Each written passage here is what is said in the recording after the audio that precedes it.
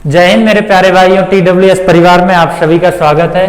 जैसा कि आप लोग जानते हैं, इस क्लास में हम लोग कर रहे हैं क्लास 10th की मैथमेटिक्स। ये क्लास जो है डॉक्टर मनोहर बुक NCERT बेस्ड जो है यूपी बोर्ड के लिए उस पर आधारित होती है। इसमें हम लोग अभी कर रहे हैं अध्याय 5 जो कि है समांतर श्रेणी, जिसमें प्रश्नावली 5D के हम लोग क्वेश्चन कर रहे थे, जिसमें क्वेश्चन नंबर 15 तक हमने कंप्लीट कर लिया था। आज हम लोग उसके आगे करने वाले हैं, ठीक है। तो मैं आशा करता हूँ कि यहाँ तक आप लोगों ने भी अपना कंप्लीट कर लिया होगा, ठीक है। तो क्लास शुरू करने से पहले फार्मूलों का रिवीजन करवा देता हूँ। nवां पद क्या होता है आप लोग जानते हैं, देखिए मैं जल्दी a plus n minus 1 into D. n पदों का योगफल क्या होता है, n/2 2a plus n minus 1 into D. अगर पहला पद और अंतिम पद दोनों दिया हो तो n पदों का योग क्या हो जाएगा, Sn बराबर n/2 a प्लस n, ठीक है। तो इन्हीं फॉर्मूलों पर जो है आपका अध्याय 5 पूरा कंप्लीट हो जाएगा। तो अभी हम लोग चलते हैं अपने क्वेश्चन की ओर। क्वेश्चन नंबर 16, 15 तक हम लोग पिछली क्लास में कंप्लीट कर चुके हैं, ठीक है।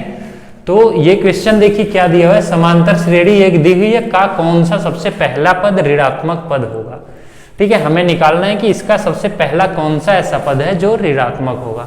तो देखिए श्रेणी का जो है पहला पद क्या दिया हुआ है, जो दिया है हम लिख लेते हैं। पहला पद है 121। अगर हम इसका सार्वंतर निकालते हैं तो सार्वंतर के लिए हमने बताया गया था कि कोई भी पद और उसके पूर्व पद को उस पद में से घटाएंगे। तो जैसे मान लीजिए दूसरा पद हमने लिया 117, इसमें से 121 घटाएंगे, -4 जो है इसका सार्वंतर आ गया। अब मान लेते हैं कि nवां पद जो है निगेटिव होगा। जो nवां पद होगा वही सबसे पहला ऋणात्मक पद होगा इस सीरीज का, ठीक है। तो देखिए वो क्या हो जाएगा, an जो है 0 से छोटा हो जाएगा, तभी तो ये निगेटिव होगा। 0 से छोटा होने का मतलब भी तो निगेटिव हुआ, तो वो पद निगेटिव हो जाएगा, ठीक है। तो nवां पद, अभी ये वैल्यू रखते हैं। an कैसे हम निकालते हैं, nवां पद a plus n minus 1 into D, ये लेस देन 0, ठीक है। 0 से छोटा होना चाहिए। a का मान क्या है 121 प्लस n का मान तो हमें निकालना ही है, और d का मान क्या है -4, ये लेस देन 0, ठीक है। तो 121 और प्लस, अब इसका जब इसमें गुणा करेंगे तो -4n हो जाएगा, देखिए, और +4 हो जाएगा। -4 गुणे -1 +4 लेस देन 0। या 121 और 4 को जोड़ेंगे तो कितना हो जाएगा 125, ठीक है। और -4n लेस देन 0, यही होगा, ठीक है। इसको दूसरी साइड लेकर जाते हैं हम लोग, तो देखिए 125 लेस देन 4n, यही हो जाएगा। या n बराबर क्या हो जाएगा 125/4। अब इसका भाग दे देते हैं तो क्या आ जाएगा, देखिए 4 तिहाई 12, 4 एकम 4, 4 एकम 4, 4 दूना 8, 4 पंजे 20, 4 तिहाई 12, 4 एकम 4, 4 दूना, हाँ। तो n का मान जो है 31.25 आ गया, मतलब 31.25वां पद जो है इस श्रेणी का पहला ऋणात्मक पद होगा। लेकिन 31.25 तो कोई पद होता नहीं है, ठीक है। तो अब देखिए क्या करेंगे, अगर हम 31.25 को 31 ले लेते हैं तो ये जो है 0 से बड़ा इसकी वैल्यू आ जाएगी, 0 से बड़ा आ जाएगी, इसलिए हम लोग 32वां पद, ठीक है, इससे जस्ट आगे वाला 32वां पद कौन सा इसके आगे आएगा, इसके पहले वाले पद लेंगे तो वो 0 से बड़ा हो जाएगा, क्योंकि यही ऐसा पद आएगा जहां से निगेटिव होना ये श्रेणी शुरू होगी, ठीक है। तो इसके आगे कौन सा पद आ जाएगा 32वां पद, अतः लिख देंगे कि n बराबर 32वां पद श्रेणी का पहला ऋणात्मक पद होगा, श्रेणी का पहला ऋणात्मक पद होगा। देखिए फिर से मैं बता, अगर आप 31 क्यों हमने नहीं लिया, क्योंकि अगर इससे थोड़ा भी आप नीचे जाएंगे कोई सा, जैसे 31.20 वाला पद लेंगे तो वो हमेशा प्लस आएगा, मतलब 0 से कुछ ना कुछ उसकी वैल्यू बड़ी आएगी। हमें 0 से छोटी चाहिए तो इसके इधर ऊपर जाना पड़ेगा।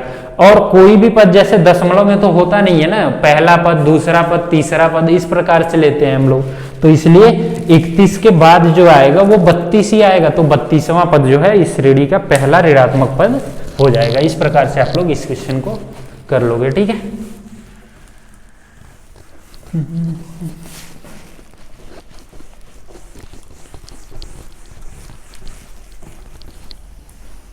अभी अगले क्वेश्चन की ओर चलते हैं। क्वेश्चन नंबर जो है 17।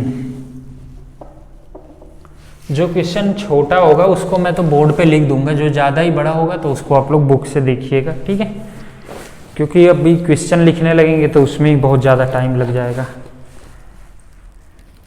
क्वेश्चन नंबर 17 क्या है? यदि किसी श्रेणी के n पदों का योग, यदि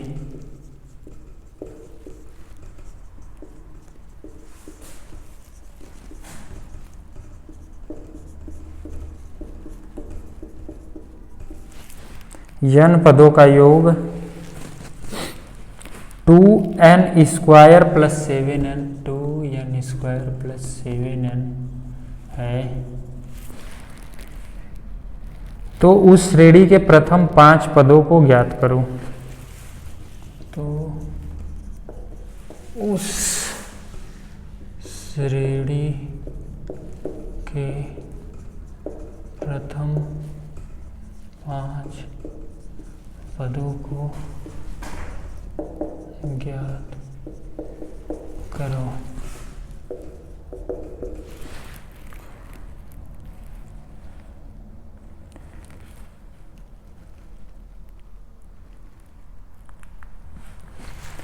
ठीक है, देखिए इस टाइप के क्वेश्चन हम पिछली क्लास में भी कर चुके हैं। इसमें n पदों का योग दिया है तो हम इससे nवां पद किस प्रकार से निकालते थे, इस पे पिछले क्लास में एक क्वेश्चन था, उसको मैंने करवाया था आप लोगों को।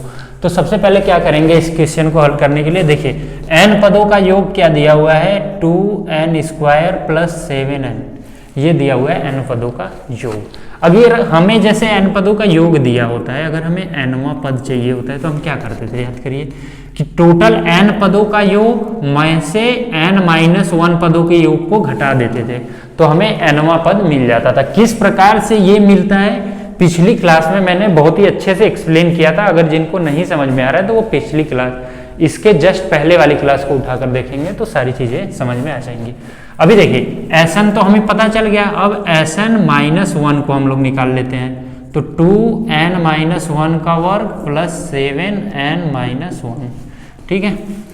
तो देखिए इसको a माइनस बी का वर्ग से a का वर्ग माइनस 2ab प्लस b का वर्ग प्लस 7n-7, ठीक है। तो इसका अंदर गुणा करते हैं तो 2n square minus 4n plus 2 plus 7n-7, ठीक है। तो 2n स्क्वायर माइनस 4n और प्लस 7n प्लस 3n-5, ठीक है। ये हमारा हो गया क्या, Sn-1। अब हम nवां पद निकाल लेते हैं, ठीक है। तो nवां पद क्या हो जाएगा, देखिए नवां पद Sn क्या दिया हुआ है, Sn दिया हुआ है 2n स्क्वायर प्लस 7n और माइनस Sn-1 को हमने क्या निकाला, 2n स्क्वायर प्लस 3n-5, ठीक है। इसको सॉल्व कर लेते हैं, 2n square plus 7n minus 2n square minus 3n plus 5, ये इससे कट गया। 7n माइनस 3n क्या हो जाएगा, 4n हो जाएगा, 7n minus 3n 4n plus 5, ये हमारा आ गया बस nवां पद। तो अब हमें पहला पद चाहिए, देखिए nवां पद क्या आ गया हमारा, nवां पद बराबर 4n प्लस 5, 4n ये n है केवल प्लस 5। तो अब हमारा पहला पद क्या हो जाएगा, n की जगह पे क्या रखेंगे 1, तो 4 गुणे 1 प्लस 5 9। दूसरा पद क्या हो जाएगा भाई, दूसरा पद हो जाएगा 4 गुणे 2 प्लस 5, 4 दूनी 8 5 13। तीसरा पद क्या हो जाएगा, 4 गुणे 3 प्लस 5 17। चौथा पद क्या हो जाएगा भाई, चौथा पद हो जाएगा 4 गुणे 4 प्लस 5 21। पांचवा पद क्या हो जाएगा, पांचवा पद 4 गुणे 5 प्लस 5 25। देखिए ये 5 पद इस प्रकार से आप लोग निकाल लोगे, ठीक है। तो nवां पद किस प्रकार से निकालते हैं, n पदों का योग और उस Sn-1 पदों का योग, ठीक है। n पदों के योग में से n-1 पदों के योग को घटाइए और आपका आ जाएगा क्या, nवां पद। फिर उसके बाद जो पद चाहिए आराम से निकालिए, कोई दिक्कत ही नहीं होने वाली है।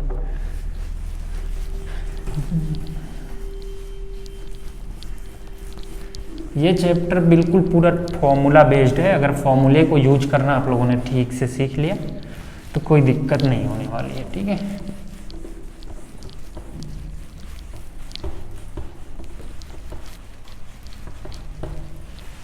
चलिए आगे चलते हैं। क्वेश्चन नंबर 18, 17 तक तो हमने कर लिया। देखते हैं क्वेश्चन नंबर 18 क्या है।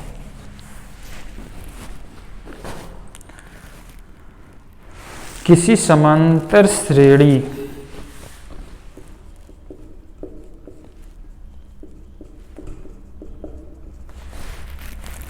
के तीसरे और सातवें पदों का योग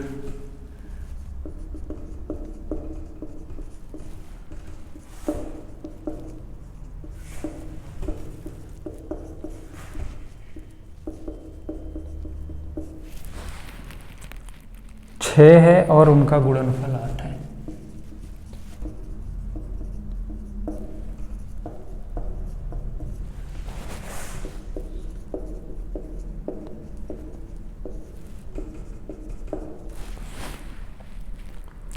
इस समांतर श्रेणी के प्रथम 16 पदों का योग ज्ञात कीजिए।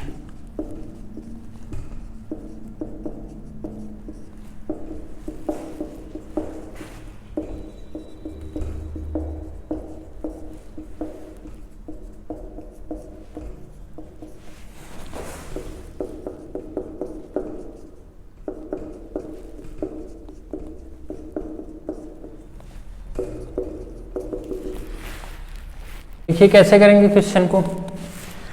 तो यहां पे दिया है तीसरे और सातवें पदों का योग जो है 6 है। तो तीसरा पद क्या है, देखिए तीसरा पद निकाल लेते हैं। तीसरा पद किस प्रकार से निकालेंगे, a plus 3 minus 1 into D या a प्लस 2d। तीसरा पद ऐसे निकालते हैं, ठीक है। और सातवां पद, तो सातवां पद कैसे निकालेंगे, a plus 7 minus 1 into D या a प्लस 6d, ठीक है। अभी इनका योग दोनों का 6 दिया हुआ है, ठीक है। तो प्रश्न के अनुसार हम इनका योग भी कर देते हैं, ठीक है। तो a plus 2d plus a plus 6d बराबर कितना दिया है भाई, 6 दिया है।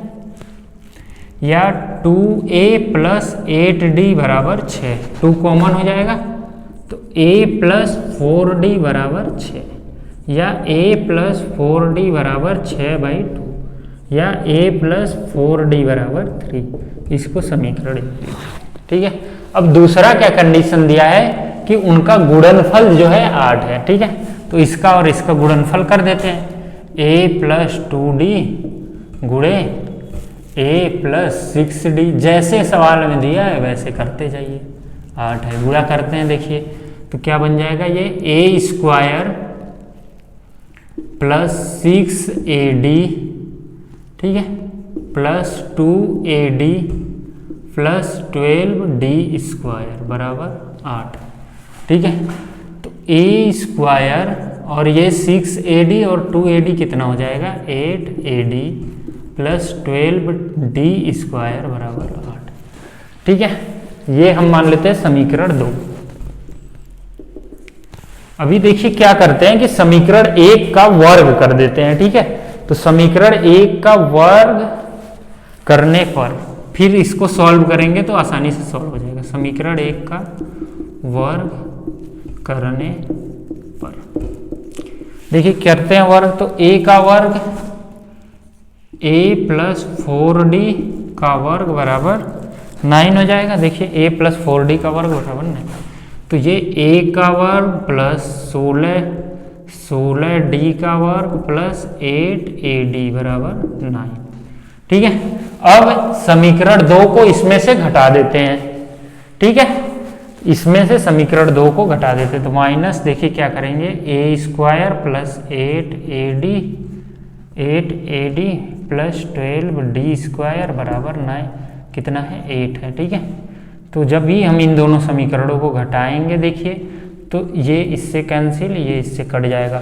16d square minus 12d square कितना हो जाएगा, 4d स्क्वायर बराबर 1 या d स्क्वायर बराबर 1/4 या d बराबर अंडर रूट 1/4 बराबर प्लस माइनस 1/2, ठीक है।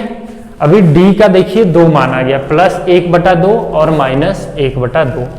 अभी थोड़ा जगह कम है तो इस आधे पार्ट को मैं मिटा देता हूँ, ठीक है। आप लोग देख लीजिए, फिर मैं इसको मिटा देता हूँ क्योंकि बोर्ड पे थोड़ा जगह कम पड़ जा रहा है, ठीक है।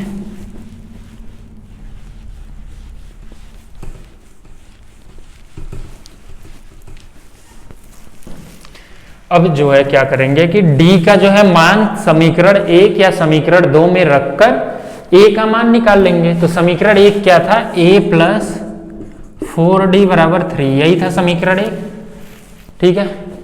तो इसमें जो है d का मान रखते हैं, तो d = +1/2 लेने पर दोनों कंडीशन में आप निकालेंगे, ठीक है। तो जब ही d का मान +1/2 लेंगे तो 4 × 1/2 = 3, या a बराबर देखिए कितना, 2 × 1 = 2, 2 दूनी 4, तो 3 - 2 = 1। तो d का मान +1/2 लेने पर a का मान आ गया 1। अभी d का मान d बराबर -1/2 लेने पर, ठीक है। तो a +4 × -1/2 = 3, 2 × 1 = 2, 2 दूनी 4, a = 5। देखिए d के -1/2 मान के लिए ये आ गया आपका 5, और d के +1/2 मान के लिए a का मान आ गया 1, ठीक है। अब जो है हमें 16 पदों का योग निकालना है, ठीक है। तो देखिए अभी जब ये मान लेते हैं हम, तो 16 पदों का योग क्या हो जाएगा, n/2, 2 × a का मान 1, 2a + n-1 × d का मान 1/2, +1/2 है इसमें।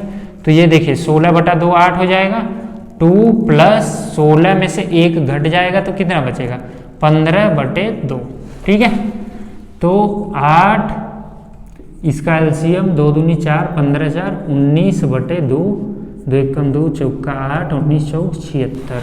एक तो आपका 76 आ गया। अभी एक आ जाएगा कि इसका निकालते हैं, तो Sn = 16/2, ठीक है। 2 × 5 + n-1, 16 - 1 × d का मान जो है -1/2 इसमें है ना। तो ये 2 8 हो जाएगा, ये यहाँ पे 10 + 15 × -1/2, यही होगा। देख लीजिएगा, योग ही निकालना है इसका, ठीक है। तो 8 और यहाँ पे क्या हो जाएगा, देखिए 10 दूना 20, 20 में से 15 घटेगा तो कितना हो जाएगा, 5। एलसीएम लेके हल करेंगे आप, 5/2 आ जाएगा, ठीक है। देख लीजिए 10 दूना 20, 20 में से 15 घटाएंगे तो 5, 5/2, तो ये कितना आ जाएगा, 4 × 5, 2 × 1 = 2, 2 × 4 = 8, तो बराबर 20, ठीक है। तो इस प्रकार से जो है इस श्रेणी के जो है 2 श्रेणियां यहाँ पे बन जाएंगी, एक d के मान -1/2 के लिए, एक d का मान +1/2 के लिए।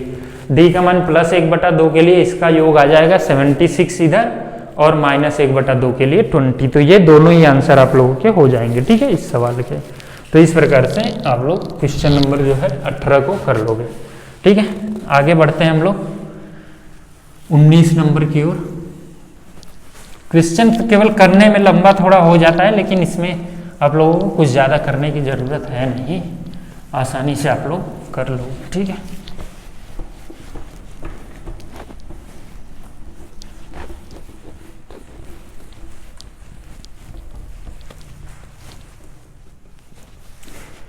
अभी आगे चलते हैं, क्वेश्चन नंबर 19।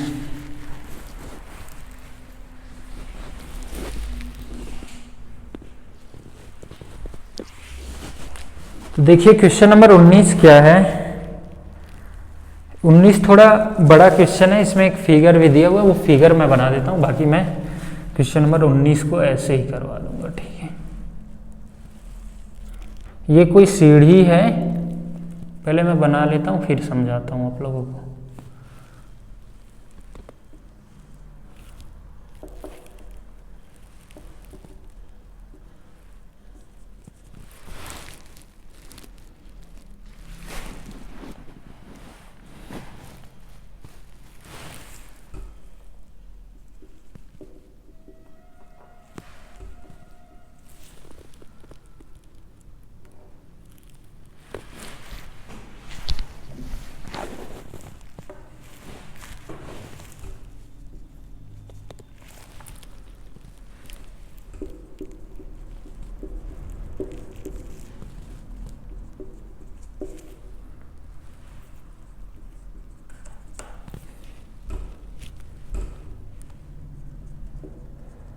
ये देखिए बना हुआ है। अब मैं एक बार सवाल को पढ़ देता हूँ। क्वेश्चन नंबर 19 है आपके बुक से ही, ठीक है।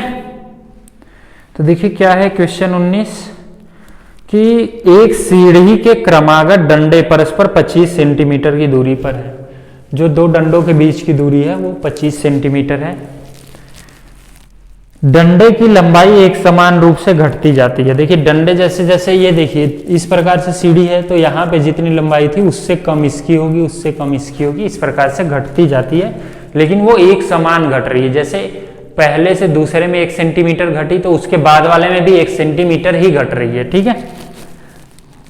तो आगे क्या दिया है कि निचले डंडे की लंबाई जो है 45 सेंटीमीटर है, लिखा हुआ है। सबसे ऊपर वाले डंडे की लंबाई 25 सेंटीमीटर है। ये सबसे ऊपर वाला डंडा 25 है और ये सबसे नीचे वाला जो है वो 45 सेंटीमीटर की दूरी पे है। यदि ऊपरी और निचले डंडे के बीच की दूरी 2.5 मीटर है, इसके बीच की दूरी ये 2 सही 1/2 मीटर है। पूरे सीढ़ी की जो लंबाई है मान लीजिए वो 2.5 मीटर है। तो उन डंडों से बनाने के लिए डंडों को बनाने के लिए लकड़ी की कितनी आवश्यकता होगी, हमें बतानी है कि कितनी लकड़ियां इस डंडे को बनाने के लिए लगेंगी।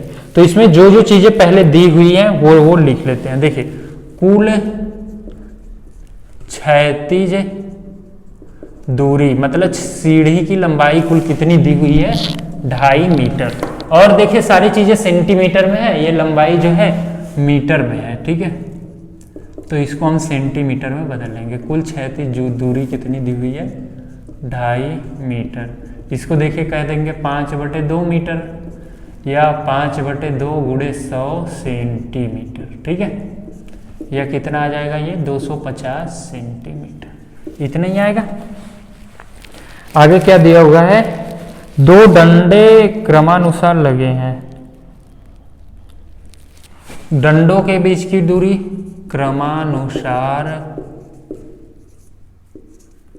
डंडों के बीच की दूरी, डंडों के बीच की दूरी कितनी दी हुई है आपकी 25 सेंटीमीटर, ठीक है। 25 सेंटीमीटर डंडों के बीच की दूरी दी हुई है। अब आगे क्या है, सीढ़ी में लगे कुल डंडे। देखिए जब डंडों के बीच की दूरी हो जाएगी तो सीढ़ी में लगे कुल डंडे हम निकाल सकते हैं। सीढ़ी में लगे कुल डंडे देखिए कितने, इतनी सेमी लंबी सीढ़ी है और 2 सीढ़ी के बीच की दूरी 25 सेंटीमीटर है तो 10 डंडे हो जाएंगे, ठीक है। आगे क्या दिया हुआ है,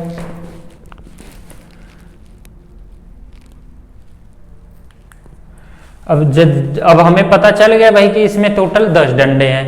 पहले डंडे की लंबाई हम जान रहे हैं। देखिए पहले डंडे की लंबाई क्या है, मान लीजिए पहले डंडे की लंबाई दिया हुआ है 45 और लास्ट वाले को अंतिम जो है हम संख्या लिखते थे L से, तो यहाँ भी L लास्ट की 25 सेंटीमीटर दी हुई है, ठीक है। और कुल डंडा कितना है, कुल डंडा 10 है। अभी जब हम ये जान ही गए हैं कि भाई ये एक समान क्रम में मतलब घट रहा है, अगर 1 सेंटीमीटर घट रहा है तो सब में 1 ही सेंटीमीटर घट रहा है, इसका मतलब ये समांतर श्रेणी बन गया। तो समांतर श्रेणी में 10 पदों का योग हम निकाल देते हैं। अगर हमें प्रथम पद और अंतिम पद पता होता है तो हम 10 पदों का योग आसानी से निकाल पाएंगे, ठीक है। तो देखिए 10 पद A 45 दिया हुआ है प्लस L 25 दिया हुआ है, ठीक है। तो 10/2 गुणे 45 और 25 कितना हो जाएगा, देखिए 50 70, ठीक है। 2 × 10 350,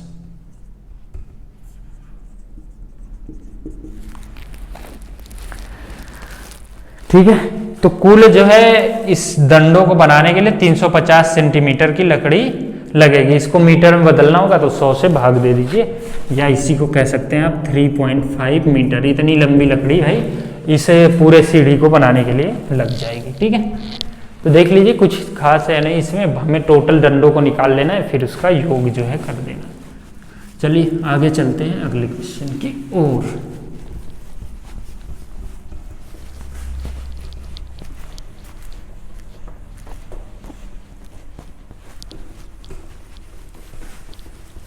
अगला क्वेश्चन है क्वेश्चन नंबर 20।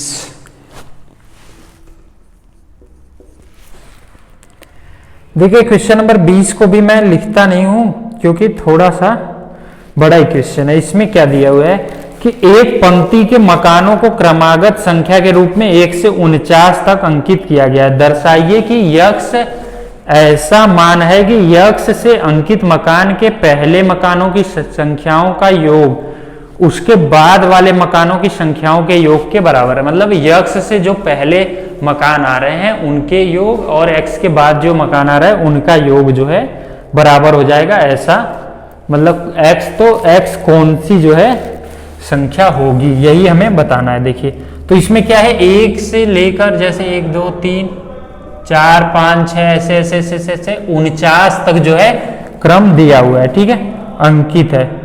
तो x का हमें मान निकालना है। तो देखिए इतना दिया हुआ है तो हमें कह रहा है कि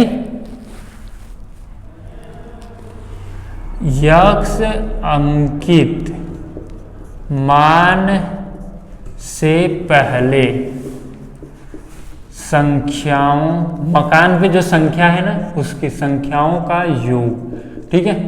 x जहां पे है उससे पहले जो मकान पे संख्याएं दर्ज की गई हैं उनका योग, x से अंकित मकान के बाद वाली संख्याओं का योग बराबर x अंकित मान से बाद वाली संख्याओं का योग, संख्याओं का योग। आप लोग ने इन सवालों को बहुत ही ज्यादा ध्यान से पढ़ लिया करिए, ठीक है। सवाल को जब तक आप समझेंगे नहीं तब तक सवाल सॉल्व करने में तो बहुत ही दिक्कत आने वाली है, ठीक है। तो सवाल को बहुत ही अच्छे से पढ़ा करिए, ठीक है।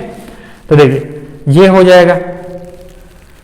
तो इसका क्या मतलब हुआ कि 1 से जो है x माइनस 1, 1 से x माइनस 1 तक का योग, x माइनस 1 मान लीजिए यक्ष पद पर के पहले वाले टोटल, देखिए मान लीजिए यक्ष जो पद है उसके पहले वाले का योग और x के बाद वाले का योग बराबर हो रहा है। तो x माइनस 1 तक का योग हम निकाल लेते हैं और x प्लस 1 से 49 तक का योग, से 49 तक का योग, यही इसका मतलब हुआ, ठीक है। तो 1 से x माइनस 1 तक का योग निकालते हैं।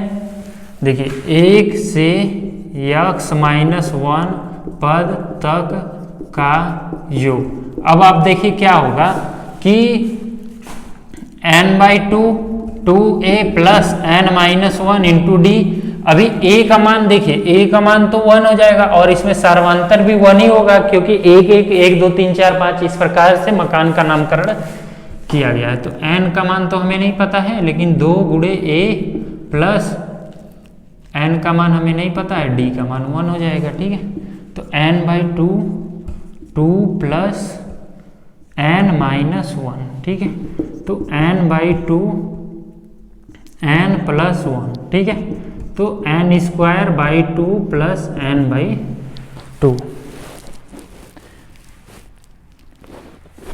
ठीक है। तो x सॉरी देखिए x माइनस 1 तक का निकाल रहे हैं ना, तो हमें क्या करना पड़ जाएगा, देखिए n की जगह पे x माइनस 1 लिखेंगे ना। देखिए छोटी छोटी मिस्टेक हो जाती है। x माइनस 1/2 हो जाएगा, ये 2a का मान 1 हो जाएगा, ठीक है। प्लस यहाँ पे x माइनस 1 इंटू डी का मान 1 हो जाएगा, ठीक है। तो x minus 1/2 2 plus x minus 2, 1 का गुणा कर देंगे तो कुछ उसका है नहीं, ये 2 2 से कैंसिल हो जाएगा, ठीक है। तो ये x² माइनस x/2, ये जब x बचेगा इसका अंदर गुणा किया तो ये आ गया, ठीक है। अभी x प्लस 1 से 49 तक का जो है योग निकालेंगे। इधर कर लेते हैं हम लोग, x प्लस 1 से 49 तक का योग। अब इसी को निकालने में लोगों को प्रॉब्लम आएगी, ठीक है। तो देखिए अगर हम 49 तक के योग में से यक्स तक का योग घटा देते हैं तो यक्स प्लस 1 से 49 तक का योग आ जाएगा। ये किसके बराबर हो जाएगा, देखिए एस 49 माइनस एस एक्स, यही होगा। एक्स तक के योग से 49 तक का योग से एक्स तक का योग घटा दिया, ठीक है। तो 2 गुणे 1 प्लस, आप लोग जानते ही है कि 49 माइनस 1 इंटू डी का मान भी 1 है, माइनस n बाई 2 तो x बाई 2, 2 गुणे 1 and 2a plus x minus 1 into D का मान 1 है। थोड़ा जगह कम है इसलिए इस प्रकार से करना पड़ रहा है। तो 49/2, ठीक है, तो 2 और ये कितना 48, 2 plus 48 minus x/2, 2 plus x minus 1, ठीक है। तो ये देख लीजिए, अब इसको सॉल्व कर लेते हैं।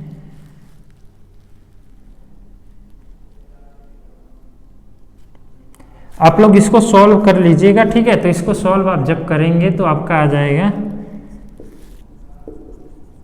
इतना, थोड़ा सा जगह कम है इसलिए मैंने ऐसे कर दिया। इसको सॉल्व जब आप करेंगे तो इतना ये आ जाएगा, ठीक है।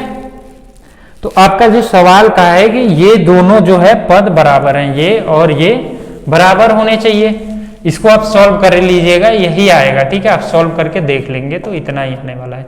जैसे ये 50 हो जाएगा, 50 तो 49 और गुणे 25 करेंगे तो इतना आ जाएगा। और इधर देखिए x, तो ये 2 से, ठीक है, तो ये बटे 2 x, इस प्रकार से x देखिए x प्लस 1 हो जाएगा। अब x का अंदर गुणा हो जाएगा तो एक्स स्क्वायर प्लस, देखिए मैं एक बार बता ही देता हूँ, ठीक है। तो 48 प्लस 2 क्या हो गया 50, 50 में 2 का भाग देंगे 25, 25 गुणे 49 करेंगे तो 1225 आएगा, ठीक है। अभी x बाई 2 है तो 2 में से 1 घटा तो 1 बच गया, तो x प्लस 1 है तो x का अंदर गुणा करेंगे इतना आ जाएगा।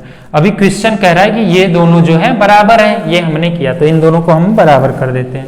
मतलब 1225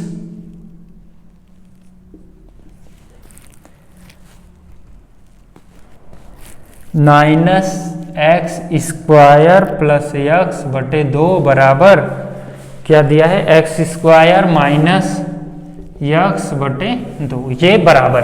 देखिए ये क्योंकि प्रश्नानुसार यहाँ पे लिख देंगे आप लोग कि प्रश्न के अनुसार, प्रश्नानुसार ये दोनों जो है बराबर होंगे। अब हमें इनको सॉल्व कर लेना है, ठीक है। तो क्या करते हैं, इसको दूसरी साइड, इस चीज को दूसरी साइड लेकर जाएंगे तो क्या हो जाएगा, x square minus x plus x square plus x बटे 2 बराबर 1225, या x square minus x plus x square plus x बराबर 1225 गुणे 2। ये इससे कट गया तो देखिए 2 एक्स स्क्वायर बराबर 1225 गुणे 2, ये 2 से कट गया, या एक्स स्क्वायर बराबर 1225 या x बराबर अंडर रूट 1225 हो जाएगा। देखिए 1225। अब ये किसका स्क्वायर है, 35 का, ठीक है। तो x बराबर कितना आ गया 35।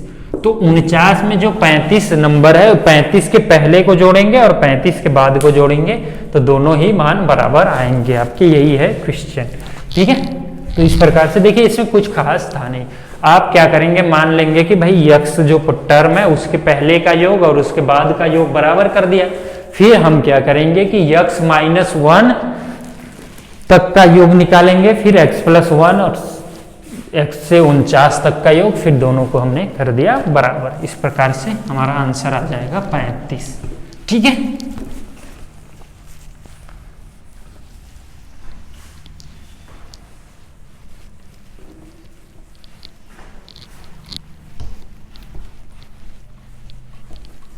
अब अगले क्वेश्चन की ओर चलते हैं। अगला क्वेश्चन भी लिखने जैसा तो है नहीं क्योंकि वो बड़ा ही क्वेश्चन है, मैं आप लोगों को करवा देता हूँ बुक से। क्वेश्चन को आप लोग आशा करता हूँ देख लेंगे। देखिए क्वेश्चन क्या है अगला, कि एक फुटबॉल के मैदान में एक छोटा चबूतरा है जिसपे 15 सीढ़ियां बनी हुई हैं। इन सीढ़ियों में प्रत्येक की लंबाई 50 मीटर है और वह ठोस कंक्रीट से बना है। प्रत्येक सीढ़ी में 1/4 मीटर की चढ़ाई है और 1/2 मीटर का फैलाव मतलब चौड़ाई है, ठीक है। तो इस चबूतरे को बनाने में कंक्रीट का कुल आयतन ज्ञात कीजिए। कितने कंक्रीट लगेंगे इसको हमें निकालना है। तो क्या दिया है, प्रत्येक सीढ़ी की लंबाई कितनी दी है, लिख लेते हैं जो जो दिया है। प्रत्येक, क्वेश्चन को फिर से कह रहा हूं, बहुत ही आराम से पढ़िएगा, ठीक है। प्रत्येक सीढ़ी की लंबाई क्या दी हुई है, सीढ़ी की लंबाई 50 मीटर। चौड़ाई क्या दी हुई है, चौड़ाई 1/2 मीटर, ठीक है। अभी सीढ़ियों में क्रमागत रूप से चढ़ने के लिए 1/4 मीटर की दूरी और सीढ़ियों की कुल संख्या 15 है, ठीक है। ये दिया हुआ है, जैसे कि अगर एक सीढ़ी को चढ़ रहे हैं क्रमागत रूप से, दूसरे सीढ़ी के बीच की दूरी 1/4 मीटर है, तो सीढ़ी चढ़ने के लिए क्रमागत दूरी सारी चीजों को आप लिख लेंगे, ठीक है। 1/4 मीटर ये दिया हुआ है आपके सवाल में, ठीक है। और कुल सीढ़ी की कुल संख्या कितनी दी है, सीढ़ी की कुल संख्या कितनी है, 15 टोटल सीढ़ियां हैं, ठीक है। अतः प्रत्येक सीढ़ी की, ठीक है। तो अब देखिए, अब एक सीढ़ी चढ़ने के लिए 1/4 मीटर, अब दूसरी जाएगा तो 2/4 हो जाएगा, तीसरी के लिए 3/4 हो जाएगा, चौथी के लिए 4/4, ऐसे ऐसे ऐसे कितनी सीढ़ियां जाएगा, 15/4, ठीक है। इतनी होगी, समांतर श्रेणी के रूप में होगी। जमीन से जो है दूसरी सीढ़ी की लंबाई इतनी, देखें पहली सीढ़ी के लिए 1/4 चला, अब जमीन से दूसरी सीढ़ी के लिए 2/4 चलेगा, तीसरी के लिए 3/4, चौथी के लिए, इस प्रकार से 15 टोटल सीढ़ियां हो गई, ठीक है। तो पहली सीढ़ी में लगे कंक्रीट का आयतन अगर निकालना है, पहली सीढ़ी में लगे कंक्रीट का आयतन, देखिए सीढ़ी जो है घनाकार होगी, तो घन का आयतन क्या होता है, लंबाई चौड़ाई गुणे ऊंचाई, लंबाई गुणे चौड़ाई गुणे ऊंचाई। तो पहले सीढ़ियों की जो है लंबाइयां, ठीक है, लंबाई जो है प्रत्येक सीढ़ी की कितनी है, 50 मीटर दी हुई है, चौड़ाई कितनी दी हुई है, 1/2 मीटर। अब वही जो है इसकी जो है ऊंचाई हमेशा बदल रही है, ठीक है। तो देखिए लंबाई कितनी दी है 50, चौड़ाई कितनी दी है 1/2 मीटर, ऊंचाई कितनी है 1/4, तो ये आ जाएगा आपका 25/4। इसी प्रकार से अगर आप दूसरी सीढ़ी का निकालेंगे तो दूसरी में देखिए 50 तो दी हुई है, ये 1/2, ये जो है 2/4 हो जाएगा, यही तो होगा। तो इस प्रकार से ये 50/4 हो जाएगा। अगर हम इसी प्रकार से तीसरी का निकालेंगे बच्चे, तो 50 गुणे 1/2 गुणे 3/4 हो जाएगा, तो ये कितना हो जाएगा 25 से 75/4। तो इसी प्रकार से जो है इनका आयतन आता जाएगा, जो कि एक समांतर श्रेणी बनेगा। किस प्रकार से समांतर श्रेणी बनेगा देख लीजिए, 25/4, 50/4, 75/4, ऐसे डॉट डॉट डॉट बनता जाएगा। और कितने तक, 15 सीढ़ी है तो 15 पदों तक, ठीक है, 15 पदों तक, ठीक है। तो अभी हम इनका योग निकालेंगे। इसमें देखिए पहला पद क्या दिया हुआ है 25/4, ठीक है। सार्वांतर क्या हो जाएगा 50/4 माइनस 25/4, ठीक है। तो 25/4 इसका सर्वांतर हो जाएगा, ठीक है। और n की संख्या हमें पता ही है, n का मान 15, तो Sn बराबर n/2 यानी 15/2। फार्मूला नहीं लिख रहा हूं, डायरेक्ट कर रहा हूं, फार्मूला आप लोगों को याद होगी। 2a का मान 25/4 प्लस 15 माइनस 1 इंटू डी का मान 25/4। अब इसको हम सॉल्व कर लेंगे। 15/2 गुणे 25/2 प्लस 14 गुणे 25/4, ठीक है। ये इसको सॉल्व कर लेते हैं। 15/2 मान लीजिए 4 एलसीएम हो जाएगा इसका, तो 50 प्लस 25 चौका 100, 25 एकम 25 10 35,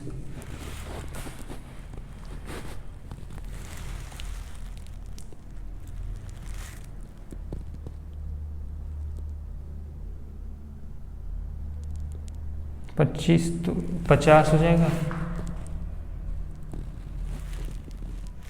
25 चौका 100, 25 से कम 25 10 35,